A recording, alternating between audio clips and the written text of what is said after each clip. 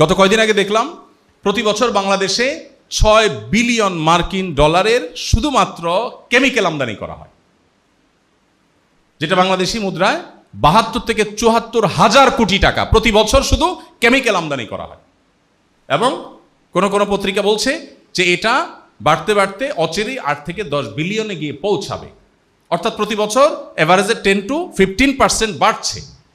কিছু কিছু কেমিক্যাল আমাদের জন্য প্রয়োজনীয়, অতটা ক্ষতিকর না, কিন্তু আমাদের মাটিতে যে কেমিক্যালগুলো আমরা দিচ্ছি, এমনকি যে কেমিক্যালগুলো হয়তো আমরা গার্মেন্টসে, টেক্সটাইলে আমরা ইউজ করছি, এগুলো যথাযথভাবে ব্যবহার না করার কারণে, যথাযথ নীতিমালা ফলো না করার কারণে আমাদের পানিগুলো দেখবেন শেষ হয়ে যাচ্ছে, মাটিগুলো শেষ হয়ে যাচ্ছে, বাতাস শেষ হয়ে যাচ্ছে।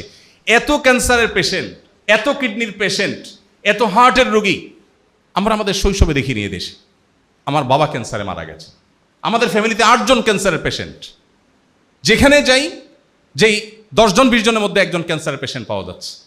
সেটা শুধুমাত্র এই কেমিক্যাল থেকেই হয়েছে আমি তা বলছি না, কিন্তু এটা একটা ক্রাইসিস। এরকম শত শত ক্রাইসিসের জায়গা এদেশে আছে।